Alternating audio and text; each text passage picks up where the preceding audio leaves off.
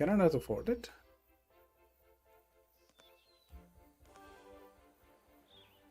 Yeah, I can. No, I can't. I'm out of money. Okay.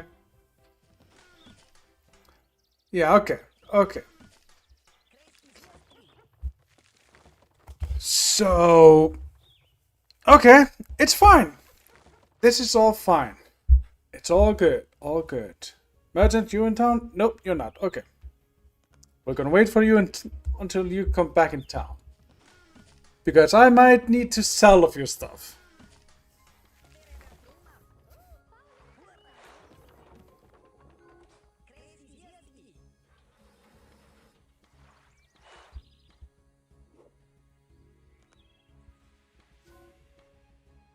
You are low on talent. Well, it's fine. It's fine.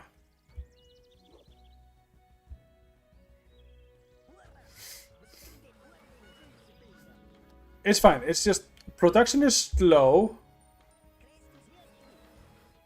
but it's still fine.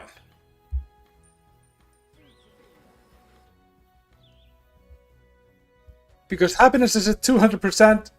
Everything is at 100%. I mean, that's not bad.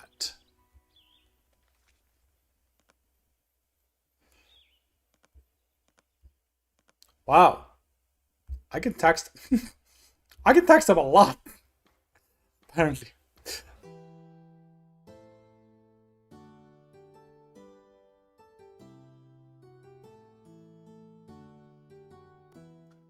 Hello everybody, welcome to Show Reviews with me, Sjoher, where I play for mobile games and check them out, so you don't have to. Here on this channel and on this show, we rate games based on playability, zero microtransactions, length, design, and of course, how fun the game actually is.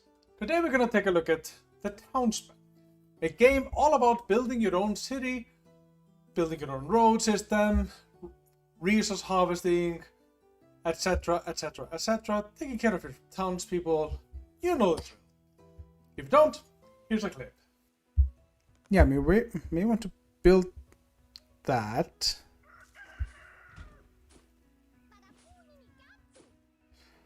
So we're gonna need to ramp up our food production quite a bit. But hey, it's fine. It's fine. It's all good. All good.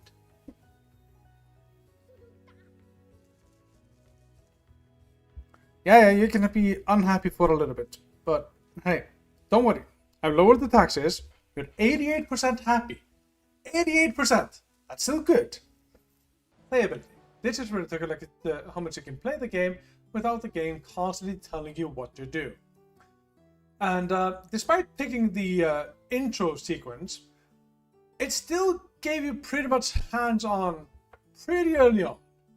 I mean, sure, there's a few differences here and there that I would have loved to change and stuff like that. But at the end of the day, you can pretty much do whatever you want, except if you make a mistake and you want to delete something or move it or something like that. No. You're stuck with it where you placed it. Which is a design fault, so I'm not going to take it into account here, but we'll get to that and more in the design phase later on. So playability-wise, I'm gonna give it a 5 because you can practically just do your own imagination and play the way you want it, basically. There's a few different ways where you can manage the happiness and the needs of the people and all of that, so you kind of have a hands-off approach how you tackle that, how much of one design over the other you can have and stuff like that. So you can go a number of ways with it. So yeah, in playability front, we'll give it a 5. Zero microtransactions. This is where we take a look at the in-game store and our ads based on the amount we paid for the game. Now, this is where I have a little bit of a beef with this game. Because with many of these games that are out there, they purposely build the games so that everything goes so fast and smooth in the beginning, but later on, as you get more high-end stuff, it takes longer and more research to do. Yeah, why don't we have benches?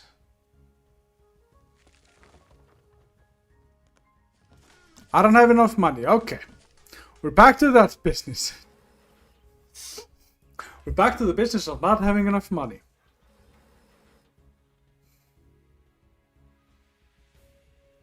And I don't really have any resources to sell either, so... yeah. You get the idea. It basically draws it out. And while you can still play the game without ever going into the store to get a hat, it is incredibly designed in the way to push you into that direction. And I hate games that do that. At the same time, I have to take a look at it and give it some credit because it was less than $1, less than €1 actually. So I have to take that into account as well. But at the same time, I'm questioning myself, why isn't this just a free-to-play game? So I'll be fair and I'll give it a 3. And that's being really generous. Because I hate the microtransaction stuff so much, especially if it's designed this way. Length. This is where I took a look at how long the game appears to be and how much replayability you can get out of it. There are a few different maps in this game, so you can definitely pick and choose different maps and different locations, stuff like that, with different resources, different access to this, that, and the other. And replayability-wise, if you don't like the way that your city is, you can just scrap it, start a new game. It does save the progress that you have, so you don't have to worry about closing it and going back in and stuff like that. And you can even have multiple saves going on. So lengthwise, I'll give it a 4. It could be better, but it could definitely be a lot worse as well. Design. This is where I took a look at the design of the game, art, user interface, background music, you know the drill. Yeah. Where to begin with this one? So, like I mentioned earlier, this is designed around the microtransaction store. Whether the devs want to admit it or not, that's the way it is. And you can play the game without ever visiting it, like I mentioned earlier, but it's heavily incentivized to do that. Also, if you place a building down somewhere and you want to move it later or something like that, you can't. As soon as you stick a building down, it is stuck where you put it. There's a few buildings that have like the destruction button and all that, so you can just demolish it. I just wish that I could just demolish it or something. But I mean, I guess it's fine. Probably. Maybe. Not entirely sure. But not all buildings have that. Which is frustrating. Maybe it's a bug. If so, it's still a design fault. And one thing in particular, when you're building something and you're checking out where you want to build it, there are 2 buttons. You may not realize it at first, but one is to just build it the normal way with, using your resources and all that. And the other button is if you want to build it using prestige, which is the in-game currency, basically. And it can be a bit confusing that this button, the difference between those buttons, especially when you're starting out and all of that. So you may end up wasting a lot of your prestige on buildings that take like less than a minute to build. So that's also a design fault, at least in my eyes. Because it's not clear what is... And this comes back to what I said, what I've been complaining about this entire time with this game. It's designed around the microtransaction store. It's designed around so you want to purchase more prestige so you can get further ahead more quicker and all of that. And I just feel like that's bad design. I'm sorry to say that, especially in a mobile game that you have to pay for, by the way, to have it be like that. In games like these, I always question myself, why do they not just go free to play and embrace it more? Like, go full in. People expect it from free to play games to have all of these ads and cash up and all of that. People expect it from free to play games. But when we pay for a game, we want to avoid all of that. We hate needing to go to the microtransaction store to purchase something just because the game is designed around you wanting to go there to get further ahead quicker. Anyway, I've ranted enough. I'm giving it a 2, and that's being generous because it does look good. But this is where I took a look at how fun the game actually is. And I hate to admit this, but I actually enjoy this game a lot.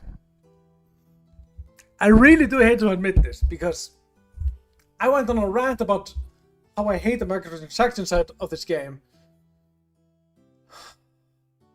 So I hate it. I hate the fact that I like it so much. It has its flaws, for sure. Let's just get this embarrassment over with. I'm giving it a 4 in the fun department. I hate myself for liking this game. Anyway, overall this gets 18 points out of 25 available, meaning that it gets a 3.5 stars. Yeah, I guess this is a guilty pleasure for me. I hate the way it's designed. I hate the way it's designed around the microtransaction store. But I just can't stop playing it. You know the drill. Like, subscribe, share, yada yada yada. I'll see you next time. Take care on. Bye bye.